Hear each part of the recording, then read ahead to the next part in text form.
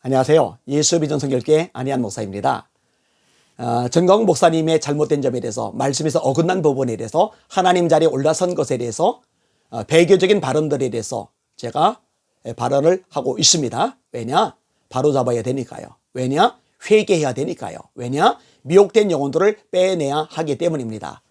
자, 그러니까요, 난리가 벌어졌죠. 너라 TV, 너만 몰라 TV. 당연히 저를 공격하는 내용들이 많죠.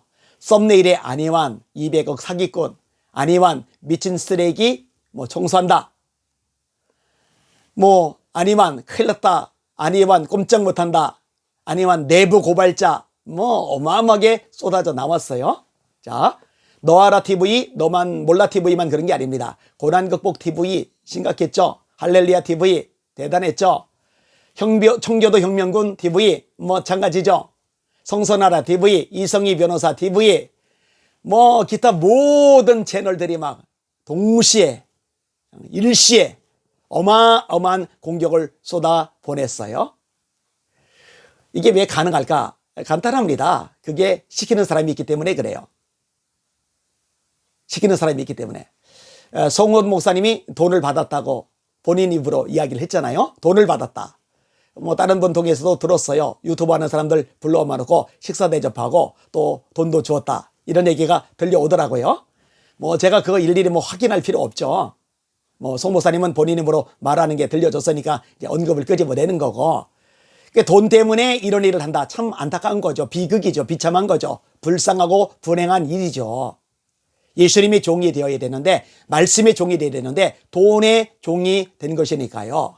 바울 사도가 이런 말을 하죠. 부하려 하는 자들은 시험과 올무와 여러 가지 어리석고 해로운 정욕에 떨어지나니 그 사람으로 파멸과 멸망에 빠지게 하는 것이라. 돈을 사랑함이 일만악, 모든 악이죠. 일만악의 뿌리가 되나니 이것을 탐내는 자들은 미혹을 받아 많은 근심으로서 자기를 찔러도다. 이 돈의 문제가 심각해요. 그래서 예수님이 하나님과 재물을 겸하여 섬길 수 없느니라, 이렇게 말씀하셨죠. 하나님과 바알, 하나님과 아세라, 하나님과 그모스, 하나님과 몰렉, 하나님과 밀곰, 하나님과 다곤, 이렇게 말씀하지 않으셨어요. 구약의 신들이죠. 우상들. 신약에도 마찬가지요. 하나님과 제우스, 하나님과 헤라, 하나님과 포세이돈, 하나님과 하데스, 하나님과 아폴론, 하나님과 아테네, 하나님과 아르테미스, 하나님과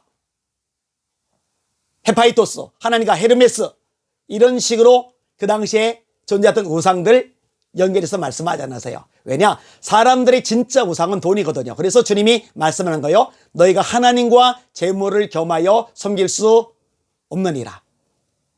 돈의 종 되면 안 되는 거예요. 말씀의 종, 오직 주님의 종이 되어야 되는 거죠. 자, 전체가 함께 어우러지는 모임도 있는 것 같아요. 단톡 같은 것들, 그죠? 거기서 지시가 내리면 일사불란하게 공격을 해요. 그런데 이 일사불란한 공격, 지비한 공격, 충격적인 공격, 인격 살해 같은 아주 끔찍한 공격들이 쏟아지는데 갑자기 다 멈춰섰죠. 일시적으로 지비 체계가 되어 있지 않으면 불가능한 현상입니다. 그러면 왜 이렇게 떼거지로 달려들어서 인격 살인까지 하던 공격들을 중단을 했을까? 이유가 있어요. 첫 번째로, 찍어 누르면 잠잠할 줄 알았거든요. 찍어 누르면 조용할 줄 알았거든요. 찍어 누르면 겁맞고 쭈그러들 줄 알았거든요. 여지까지 많은 부분이 그렇게 되었어요. 많은 사람들이 진짜 인격 살해를 당하면서도 잠잠했거든요. 제가 볼 때요, 많은 부분에서는요, 이렇게 인격 살해를 당한 분이 인격적이기 때문에 잠잠하신 거예요. 심화보 목사님이 하실 이야기가 없었겠어요? 박용 목사님이 하실 이야기가 없었겠어요? 이상민 목사님이 하실 이야기가 없었겠어요? 그런데 인격적이신 거죠. 근데 아마 좀 더 지나고 나면은 이 부분에 대해서 아마 언급을 하시기 시작할 겁니다. 제가 들은 이야기들도 있어요. 아무튼 저도 이렇게 잠잠하리라 생각했고, 또 어쨌든 사람 찍어 누르면 겁먹고 쪼그라드니까 그렇게 물러서리라 생각을 했는데 그게 아니거든요. 더 거세지거든요. 더 많아지거든요. 더 심각해지거든요. 그러니까 이렇게 하면 안 되겠다, 그만하자, 이렇게 되는 거죠. 자, 두 번째 이유가 있는데 뭐냐? 그렇게 떼거지로 달려들어 공격을 하면은 유리하게 방향이 흘러갈 줄 알았는데 그게 아닌 거예요. 중간에 있던 사람들이 전광훈 목사님 쪽에 대해서 환멸을 느끼는 거예요. 완전히 등을 돌려버리는 거예요. 사람 취급을 안 해버리는 거예요. 이거 정상적인 사고, 합리적인 판단을 하는 사람이라면 누구라도 그렇습니다. 그거 누가 납득을 하겠어요? 그렇게 심각한 말을 하는데. 여러분, 거기서 나왔던 말들 기억하세요? 제가 음란 블로그를 운영한대요. 간첩이래요. 김정은의 지령을 받는데요. 우리 교회에서 제가 쫓겨난대요. 그게 다가 아니잖아요. 얼마나 조롱하면서 이야기를 퍼부었습니까?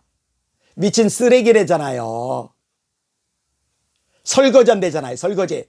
이 설거지는 조폭들이 누군가를 제거할 때, 죽여버릴 때 쓰는 말입니다. 예수 믿는 사람이 쓸 수 있는 용어가 아니에요. 그런데 설거지를 한대요. 설거지. 누구를? 이 안희한 목사를 말입니다.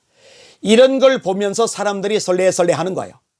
심지어 정광훈 목사님 쪽에 있던 사람들, 거기에 합류하던 사람들도 점점 많은 사람들이 등을 돌려버리는 거예요. 여러분 아세요? 심한보 목사님 인격살인할 때 그 광경을 보면서 등 돌렸던 사람들이 참 많더라고요. 박영호 목사님을 짓밟고 조롱할 때 그 장면을 보면서 등 돌렸던 사람들 참 많더라고요. 이동욱 회장님 건드린 거 결정타였죠. 이동욱 회장님 백신 패스 반대했잖아요. 어린 영혼들 살리려고 목숨 걸고 광화문 지켜나갔잖아요. 8번이나 서울시와 소송 벌려서 승소를 해가면서 그 일을 벌려나갔잖아요. 그런데 이동욱 회장님을 인격살인한 장면을 보면서 정광훈 목사님을 열렬히 따르던 상당수의 사람들이 등 돌리고 돌아서 버렸거든요. 그리고 이 안희한 목사를 향해서 그렇게 함부로 막말 쏟아붓는 것을 보면서 등 돌리는 거예요. 떠나는 거예요. 외면하는 거예요. 이거는 예수 믿는 사람이 아니다라고 판단하고서 이제 끊어버리는 거예요. 국민혁명당 탈당, 후원 중단 이러는 거예요. 여러분 많은 사람들이 저한테 얘기를 해주더라고요. 거기서 무슨 얘기를 하나 궁금해서 보는 거지 그 메시지에 들어오지도 않는다고. 정내미가 다 떨어진다고요. 당연한 이야기죠. 이런 흐름이 생기는 걸 뒤늦게 눈치챈 거예요. 누가 저한테 전화를 했어요. 아마 누군지 밝히면은 또 발칵 뒤집어질 겁니다. 왜냐? 전광훈 목사님 핵심 멤버 중에 하나라고 생각되어지는 분이니까요. 도움을 정말 많이 주었던 분이니까요. 근데 그분이 저한테 말을 한 거예요. 신고해야 되지 않겠느냐. 고소 고발 조치해야 되지 않겠느냐. 그런데 제가 그냥 놔둬야 됩니다 라고 했어요. 왜 놔둬야 되냐고 이야기를 끄집어냈느냐. 간단합니다. 저거 놔두면 타격을 제가 받는 게 아니라 전광훈 목사님 세력이 타격을 받거든요. 화면 느끼고 고개 돌리고 외면하게 되거든요. 그러니까 내버려 두는 게 낫다고 판단이 되어지는 거죠. 자, 세 번째로 왜 떼거지로 단체로 달려들던 이 공격이 이렇게 중단이 되었느냐? 간단합니다. 이동욱 회장님이 법적으로 소송을 시작했거든요. 이미 불려다니기 시작했을 겁니다. 그리고 알아요. 큰소리 빵빵 치지만 자신만만하게 방송을 내보내지만 경찰서 쫓겨다니다 보면 재판 받다 보면은요 완전히 달라집니다. 제가 예전에 소송을 냈었잖아요. 그런데요 그렇게 욕하고 비난하고 댓글로서 저를 인격살인하던 사람들이요 쫄아요, 겁먹어요, 몸살해요. 저를 직접 찾아와서 용서해달라고, 자기가 잘못했다고 빌어요. 이게 사람입니다. 사람. 큰 소리 칠 만한 존재가 못 돼요. 아니 댓글 가지고도 처벌을 그렇게 받는데 이 처벌을 받은 것에 대해서 전광훈 목사님 쪽에는 고용일 변호사님에게 물어보세요. 왜냐? 김승기 원장님이 고용일 변호사님을 저에게 연결해 주셔서 고용일 변호사님이 제 사건을 담당했고 여기에 전부 다 승소를 했기 때문입니다. 벌금 때려 맞았기 때문입니다. 교회 파괴된 세력들이 벌금 때려 맞았거든요. 그러니 조용해졌어요. 고용일 변호사님한테 물어보세요. 그런 일이 있었는지 없었는지 말입니다. 그런데 이건 댓글 차원도 아니고 방송으로 아예 대놓고 인격살인을 한다? 제가요 이동욱 회장님하고 이야기를 나누면서 또 다른 분들 또 변호사님들하고 이야기를 나누면서 제가 그랬어요. 아니 그걸 왜 모를까요? 아니 저거 간단한 걸 왜 모를까요? 저거 굉장히 위험한 건데 저 엄청나게 처벌받는 건데 형사소송만 아니라 민사소송까지 가면은 배상도 어마어마할 텐데 왜 저 기본 상식을 모를까요? 제가 이렇게 물어봤어요. 정말 이해가 안 가서요. 이동욱 회장님이 이제 제 것도 다 정리해서 소송을 진행하시겠다고 합니다. 제가 변호사를 굳이 쓸 이유가 없는 상황이 돼버린 거죠. 사실 이동욱 회장님은 변호사가 아님에도 불구하고 어지간한 실력 있는 변호사들보다 더 뛰어납니다. 자료 정리한 거 보세요. 그러니 서울시와 소송에서 8번이나 이겨버렸죠. 대단한 거예요. 대단한 거예요. 자, 이 소송 사건이 알려지면서 이제 몸서리는 거죠. 이미 늦었는데. 이미 끝이 났는데. 뒤늦게 몸을 사리는 거죠. 참 안타까운 현상입니다. 사실 이게 얼마나 큰 범죄이고 죄악인지 널리 알릴 필요가 있어요. 그래서 더 많은 사람이 죄를 짓지 못하도록 막을 필요가 있습니다. 이덕회 회장님이 자료를 좀 정리해 가고 있으니까 하나하나 연락이 가게 될 겁니다. 회개하셔야 됩니다. 하나님 앞에. 그리고 공개적으로 사과하셔야 됩니다.